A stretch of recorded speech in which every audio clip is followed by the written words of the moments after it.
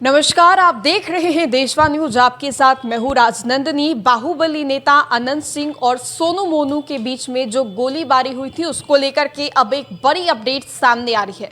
सूत्रों के हिसाब से जानकारी मिल रही है कि अनंत सिंह के जो जुड़वा बेटे हैं अंकित और अभिषेक, दोनों विदेश चले गए हैं। आपको बता दें तो जिस हिसाब से जानकारी सामने आ रही है कि कल ही दोनों लंदन के लिए रवाना हो गए हैं। तस्वीर हम आपको दिखा रहे हैं कि किस तरीके से नीलम देवी, जो कि अनंत सिंह की पत्नी है, और वो दोनों बेटे को एयरपोर्ट पर अलविदा कहते हुए नजर आ रही है। और ऐसा इसलिए हुआ है क्योंकि आप समझ सकते हैं कि मोकामा में जिस तरीके से गोलीबारी हुई दोनों पक्षों के बीच में, उसके बाद से वहां पर एक खौफ का माहौल बन चुका है। और इसी को लेकर के जो अनंत सिंह है, अनंत सिंह के शुभचिंतक हैं, सभी लोगों ने ये राय मशवरा करके दोनों बेटे को लंदन के लिए रवाना कर दिया है। अब ऐसे में आपको बता दें तो जिस तरीके से गोलीबारी हुई थी उसके बाद दहशत का माहौल था।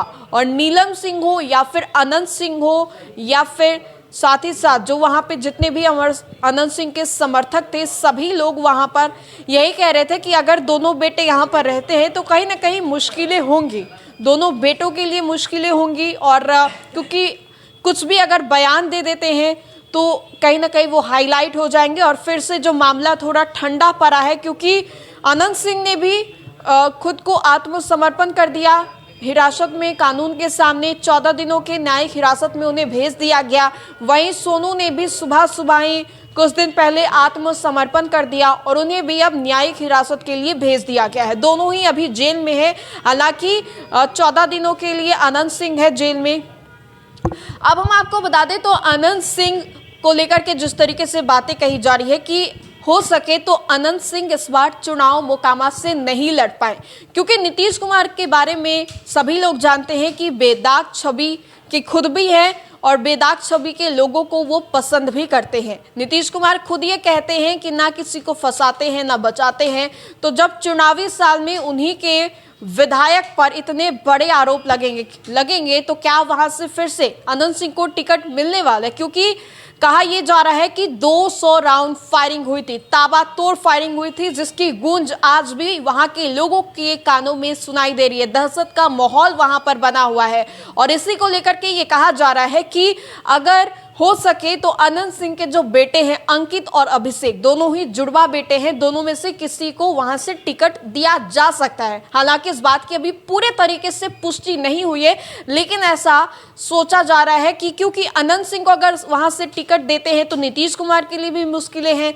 विपक्ष फिर से बोलेंगे कि अभी हाल ही में इतना बड़ा हादसा हुआ है और फिर उसके बाद वहां से टिकट दे दिया गया, तो नीतीश कुमार इस वजह से भी टिकट अनंत सिंह को नहीं दे सकते हैं और इसलिए उनके बेटे को टिकट दे सकते हैं। क्योंकि दोनों के बीच में जो रिश्ते हैं, अनंत सिंह और नीतीश कुमार के बीच में या फिर पार्टी के बीच में आपसी जो रिश्ते हैं वो भी खराब ना हो।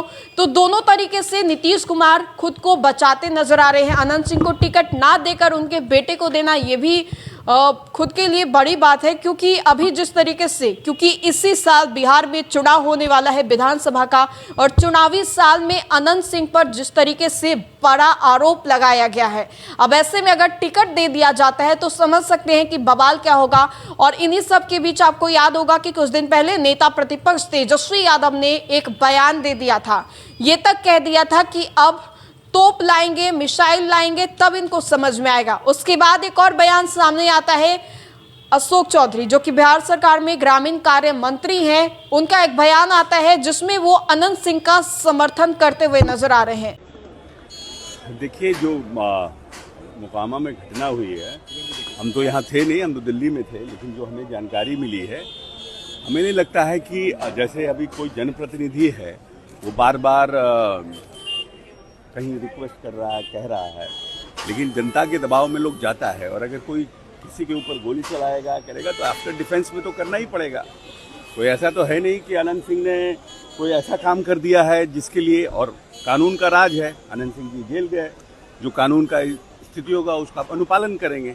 लेकिन तेजस्वी जी का जो ये कहना है, अनंत सिंह ने तो अपने जनता के लिए गए, अपने जनता के डिफेंस में गए और कानून का भी पालन किया, लेकिन जो लोग आज ये कह रहे हैं, ये लोग तो सरकार पोषित, हमारे ही लोग हैं जिन्होंने हमें सरकार बचाने में मदद किया, सब कुछ किया। जो लोग जिस तरह का षड्यंत्र हमारे खिलाफ लड़ रहे थे उसमें तो अनंत सिंह मजबूती से हमारे साथ खड़े रहे, लेकिन फिर भी उन्होंने कानून का पालन किया और जो परिस्थिति थी एक जनप्रतिनिधि की तरह उसका भी अनुपालन किया और एक कानून का पालन करके जेल गए।